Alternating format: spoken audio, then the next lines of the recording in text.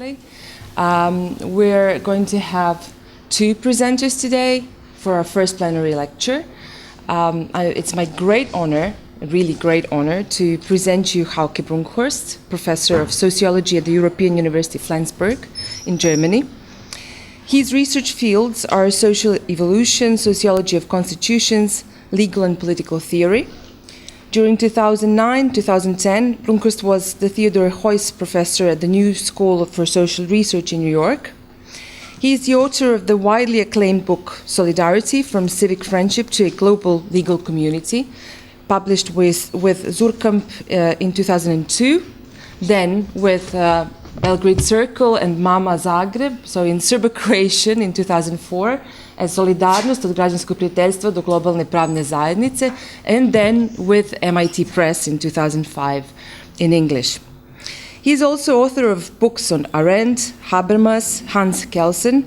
Among his newest work, I will mention Legitimation Krisen, Verfassungsprobleme der Weltgesellschaft, das doppelte Gesicht Europas zwischen Kapitalismus und Demokratie, and Critical Theory of Legal Revolutions, Evolutionary Perspectives.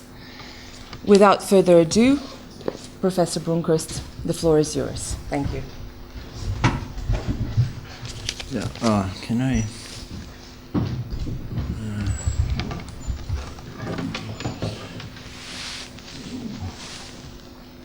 Sorry. Yeah, thank you very much for inviting me to this conference. And my talk is a little bit different title, but not so far away. Democracy under siege, democratic solidarity between global crisis and cosmopolitan hope. I have two parts in my paper. The first is on the failure, on the final failure of the democratic national state. The second is on post-national alternatives that are either gloomy or unlikely. The first part, the longer part, is rise and fall of the democratic national state. A very brief account. The basic problem of modern democracy can be defined as follows.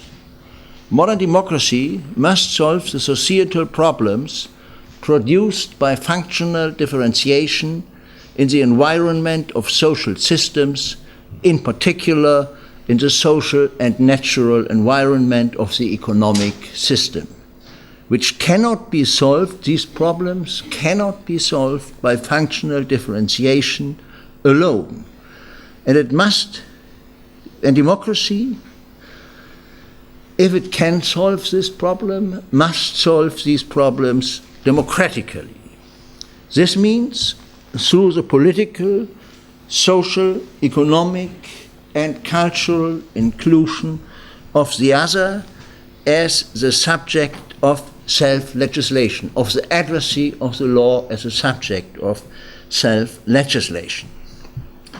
So it is written in all constitutions, all democratic constitutions. For the societal basic problem of functional differentiation, Marx's analysis of modern capitalism still is paradigmatic. Marx has shown in Capital that the self-referential closure of the economy can solve all problems of exchange value and dead labor capital through the expanded reproduction of exchange value and dead labor. That means the endless accumulation of capital.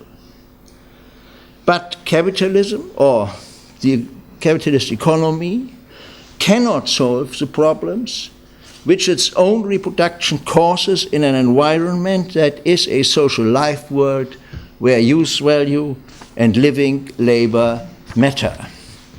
Because modern capitalism relies on the solution of environmental problems which capitalism generates but cannot solve, a political solution is needed. A political solution which necessarily must lead to a repoliticization of the economic, hence unpolitical class rule of the bourgeoisie, within the economy. The economic class rule of the repoliticization of the class relations within the economy. That does not mean a repoliticization of the economy. This can be authoritarian, for example, party rulership, as we know it in Eastern German, in Eastern German also, in Eastern Europe, I mean, or democratically.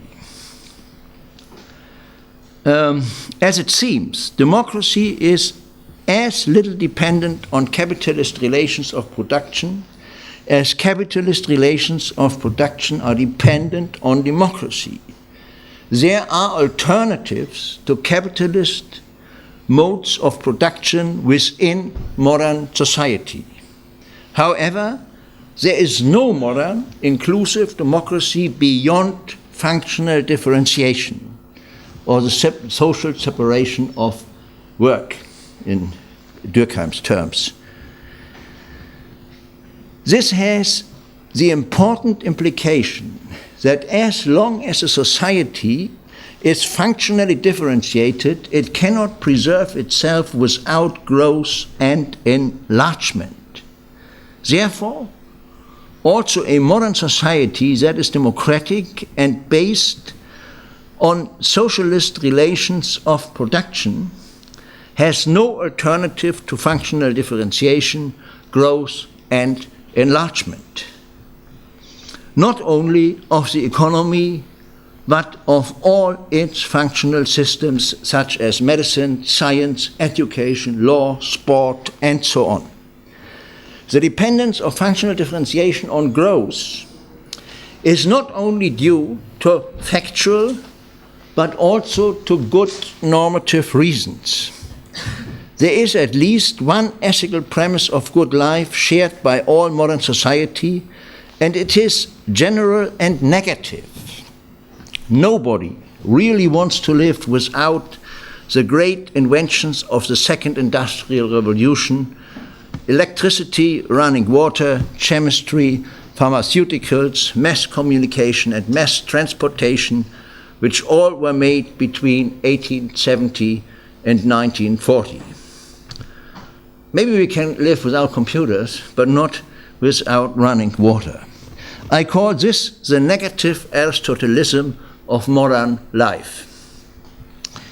There is, as John Dewey rightly explained, from an evolutionary perspective, an internal relation between democratic solidarity and quantitative growth and enlargement.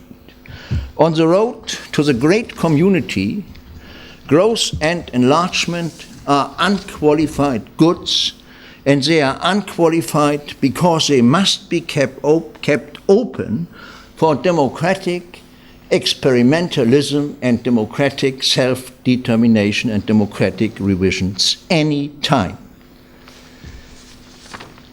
The Western national and social welfare state was the first successful realization of a politically and socially inclusive regime with a kind of mixed economy with state-embedded markets. That means markets under democratic control and relations of production regulated by democratically institutionalized class struggle. This regime lasted for nearly half a century between 1940 and 1990.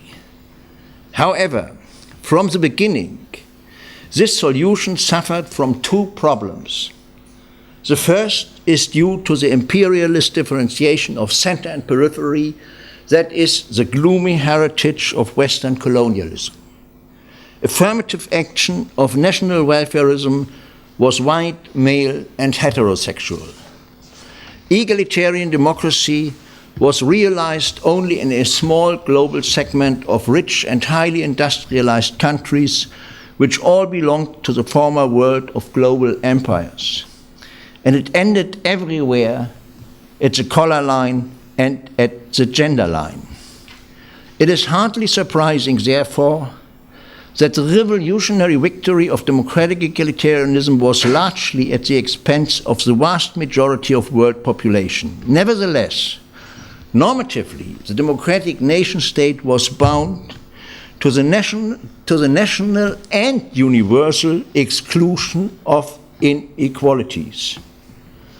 A formulation from Stichweh. Moreover, latest since mid of the 19th century, world society factually is a single community of fate, and a community of fate, a Schicksalsgemeinschaft, in the terminology of right Hegelian German Staatsrecht, is a nation, at least a nation in the state of latency, the status passivus, which can but never must become manifest. If it never becomes manifest, it still is unclear if it is a nation, because there is no latency without any kind of manifestation. But we have a lot of manifestations of that in international organizations, the United Nations system, for example. It's better, it is a manifestation of the peoples of the world. Therefore, and in particular in the light of the basic moral and national and international legal claims of democracy for universal, hence global, exclusion of inequalities, the exclusion of the majority of world population from democratic welfarism poses a serious problem of legitimization for the rich and more or less democratic family of nation states, a problem that never has been solved. Philosophically speaking, a regime that cannot solve the problem of democratic legitimization, of inclusion of the and the exclusion of inequalities should not exist. The name of the second problem, and should be changed. The name of the second problem is more sober, but as serious, it's secular stagnation. To take only one number, which is significant because it is of a country with presumably higher growth rates than others. Between 2000 and 2016, after already 30 years of stagnation, and despite the celebrated structural reforms of the Schröder administration, real investment in Germany decreased by 20%. The great electronic inventions of the present, the internet, the mobile phone, and the personal computer, are all at best low growth inventions. The internet, the mobile phone, are at best low growth inventions, probably and with probably dramatically negative effects on future employment. Secular stagnation is a challenge modern society never before had to face.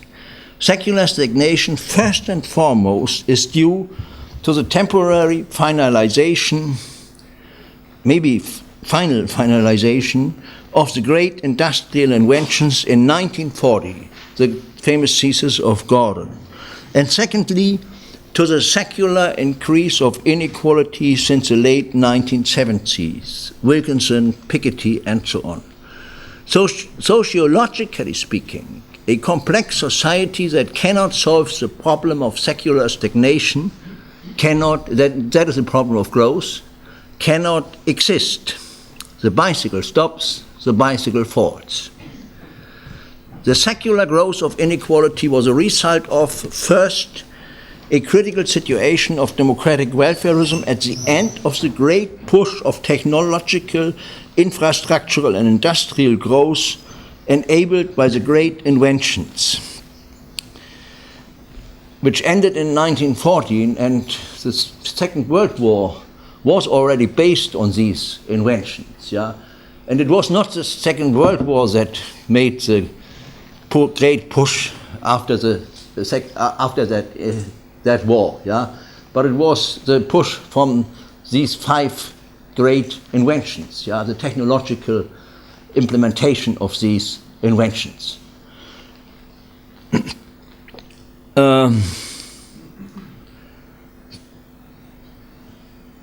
So, secular growth of inequality was a result of, first, a critical situation of democratic welfarism at the end of the great push of the technological, infrastructural and industrial growth enabled by the great invention, and second, political decisions of world polities triggered by the United States and Great Britain and driven by the religious fundamentalism of free but virtual markets. More and more virtual markets. In the period that followed democratic welfarism, the relations of dependency were turned upside down. First, the tax state that, as democratic legislator, takes the money away from the rich was replaced by the debt state that is dependent on the generosity of the investors since the 1980s. Then the same happened to the working class. They lost their right to strike and blackmail the owners of productive forces factually, not legally, and in exchange got credits unlimited at the expense of a new form of debt slavery since the 1990s accelerated. After 40 years of politically implemented neoliberal globalization, capitalist world economy has itself dissolved from state control and turned state-embedded markets into market-embedded states. One must only take this formulation, to see the big shift, from state-embedded markets to market-embedded states. This is a turn. It is a U-turn, in full speed, so to say, a Umkehrschub, So the result is an extension of social differences that mirrors exactly that of 1900. Piketty. Within the neoliberal political economic regime, high profit rates can be maintained only at the expense of growing social differentiation. But increasing inequality has strong negative effects on growth rates. This gives Paul Sweezy's theory of underconsumption a surprising actuality.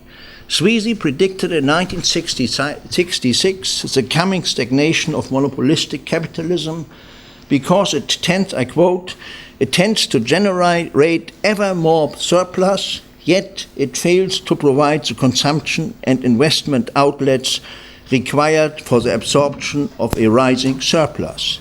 It follows that the normal state of monopoly capitalist economy is stagnation. And stagnation came. Under conditions of a neoliberally monopolized world economy, market competition becomes largely virtual.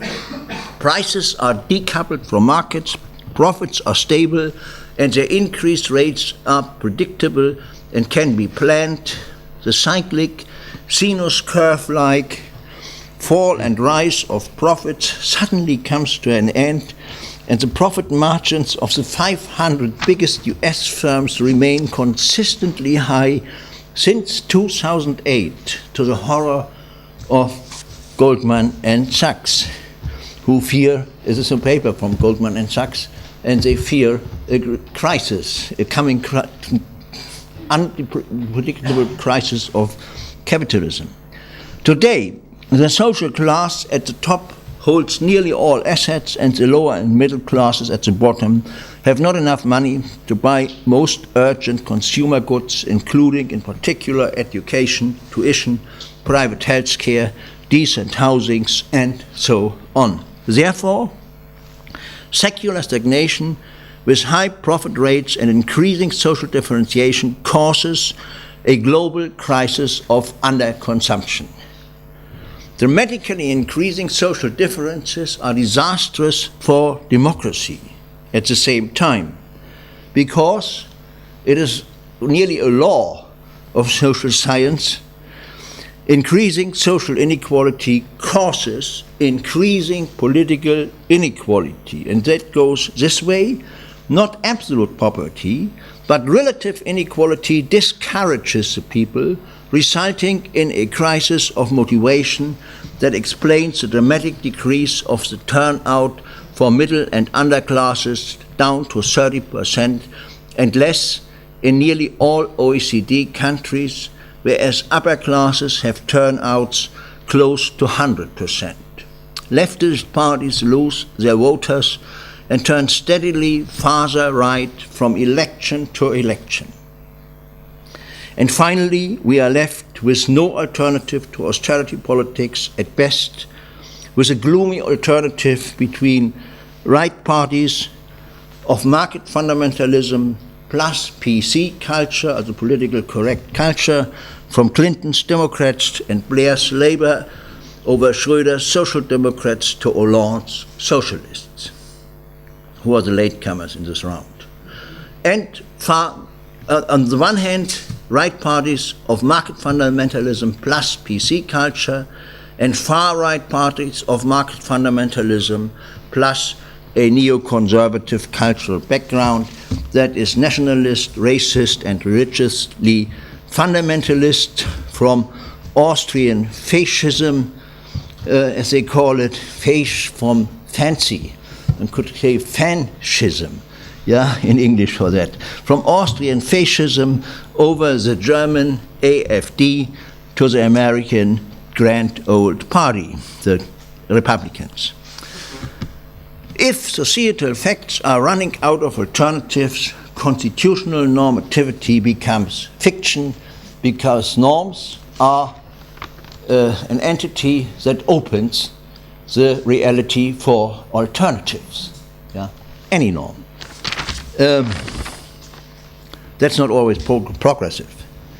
So, because a democratic constitution is normatively based on the possibility of real choice between political, social, economic, and cultural alternatives, which must not be taken, but must be there to get some pressure from below working in the system, if they come to government or not. Because a democratic constitution normatively in the legal sense, is based on the possibility of real choices between political, social, economic, and cultural alternatives, and because more than 30 years of neoliberal global hegemony, the Washington Consensus, with market-embedded states, have left real choices in the more middle and upper class realm of cultural alternatives. There are still real choices between cultural alternatives, but worse, more and more, only for the upper academic middle classes and upper classes. Normatively effective democratic constitutions have turned ever more into nominally democratic constitutions because there are no longer social and economic alternatives. So factually, we are living in a post-democratic realm, post-democratic state. I call this the first structural transformation of the public sphere, the transformation of the public sphere of public law, which strongly is reinforced by the successive reduction of global and regional, in particular European constitutionalism, to transnational administrative law, and the successive replacement of international public law by transnational private and civil law, that is, as in the old Roman times, nothing else than a law of coordination of the interests of the ruling classes, private and civic law. Together with the nearly complete privatization of public and social media, this leads to a situation where alternative options are selected from public discourse, even if they are relatively strong, as empirical studies show, for example, in the case of a European majority that apparently has great interests in a post-national European social welfare regime designed to equal the differences between North and South. A majority of 70% in Germany for that, for example. But there is no, even if the people lose money, that was a question, But there is no chance to transform these proto-public, factually private opinions, these private opinions, into public opinions and political choices. Everybody thinks, I want a redistributive Europe, a European welfare state, but my neighbor does not. This is a second structural transformation of public opinion. So, to complete the first chapter, the national project of democratic exclusion of inequality finally failed and is over as it seems. It failed first normatively because it was not able to globalize the exclusion of inequalities. It failed factually because it was not able to avoid secular stagnation, if it is avoidable at all, and nobody knows that.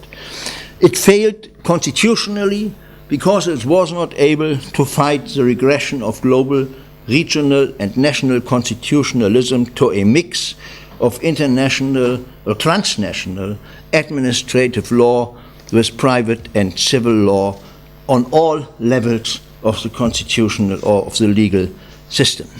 Now, the question for alternatives to the end. Under conditions, first, of the threefold crisis of underconsumption, motivation, and legitimization. Second, globally growing migration of excluded surplus populations. Since 2000, only national exclusion rates rose between 20 and 40% in all OECD countries. And third, ecological devastation. The still existing, under these three conditions, the still existing hegemony of neoliberalism can only be stabilized by authoritarian solutions. If there is a future of global capitalism with market-embedded states, the likelihood is extremely high, I think, that it will be a new formation of authoritarian and fascist liberalism. Already in the 1970s, the political project of neoliberalism began with bloody authoritarian experiments in Chile and Argentina. We are already approaching with high speeds a hyper-modern double state of authoritarian prerogatives and post-democratic rule of law. It consists in a strong tendency towards legal over-integration of the ruling classes, who appear only as plaintiffs before court, and under-integration of the lower classes and excluded populations, who appear only as condemned before court. This is what Marcelo Neves called the nominalistic constitution. Prerogative law and the declared or undeclared state of siege are normalized. In case of doubt, send the Marines. Paradigmatic is the emergence of smart and flexible border regimes which are repealing all citizens who are living in the border region from their constitutional rights. In the United States, this affects already 2/3 of the entire population, because this zone is a 100-mile zone along both coasts and the region of the big lakes. And in this region, there are all big American cities. 2/3 of the American population are living in this region. Mass incarceration may not remain an American exception. Europe is already experimenting with detention camps for illegal refugees. AfD, Front National, Viktor Orban and Donald Trump are the logical consequence of market fundamentalism in permanent crisis. Finally, the global double state is stabilized through the complete subsumption of constitutional and public law under the priority of civil and private law. In case of doubt, private contract law derogates parliamentary legislation. There's a tendency in the last Supreme Court, the last 10 years Supreme Court judgments, for example. In this situation, or the TRIPS, the free commerce zone between America and Europe. Yeah, I got the abbreviation anyway. In this situation, only the almost impossible cosmopolitan project of democratic socialism can save egalitarian mass democracy, I think. This could lead to a new formation of socialism or a mixed economy that saves capitalism from itself, even if the likelihood of both solutions is very small because of the accumulation of problems and the strong blackmailing power of capitalist world economy. First problem that must be solved by democratic, or could be solved by a kind of democratic socialism, to save growth and democracy in times of secular stagnation. Massive redistribution of wealth to the lower and middle classes is the only hopeful perspective. Only massive redistribution in favor of the middle and lower classes can keep growth running, because only lower and middle classes buy masses of consumer goods, and growth in post-industrial societies based on industry, electricity, pharmacy, mass transportation, still comes from mass consumption. The solution of the problem of social differentiation would kill both birds with one stone: the problem of growth and the problem of social and political inequality. Unfortunately, there are much more birds at air over Bodega Bay. Second, for the inclusion of the dramatically growing national and regional periphery of excluded populations and countries like Greece, massive investments in educational and socialization agencies are needed, together with a decent basic income. Everything else will not work. Third, the only realistic solution for the environmental problems, if there is any, is green growth. The enormous proportion of the problem comes to the fore once we take into account only the problem of CO2 reduction through carbon capture and storage, which is the most realistic concept, because this is possible only with far-reaching public infringements of land ownership worldwide. And the global trend still goes the other way around, land grabbing. In principle, all that is feasible by parliamentary legislation. However, it seems illusionary that such radical changes that must be enforced against the nationally, regionally, and globally well-organized power of money, connected power elites, and the hegemonic managerial mindset could be realized through coordinated intergovernmental action. Therefore, the fourth problem must be solved, and this is the most unlikely one, to keep the tremendously growing blackmailing power of global capitalism in charge. There is no alternative but transferring real power, still called with an outdated term sovereignty, to democratically legitimated and controlled transnational governmental structures or on regional and even global levels. Intergovernmental governance without government is over. Governance is the cure that makes the ailment worse. Nobody knows if there's any democratic solutions of the accumulating four problems possible. In particular, if one has to face the gloomy perspective that 1989 was not the advent, but the decay of global constitutionalism. But nothing will work without the thrust of real movements towards cosmopolitan democracy, a repoliticization of the desiccated public sphere, and, as Marx and Engels I mean with real movements, not only movements and networks of social groups and people in streets and halls, but also emerging organizations and institutions, in particular those of public law. And there are some, and they can be interpreted this way and that way. And as with all constitutional law and the rest elements which are there in constitutional law, nationally and internationally, they work all in favor of the ruling classes, but law is not a private property of the ruling classes, and therefore law can strike back. This is a small hope, more, not more. Thank you.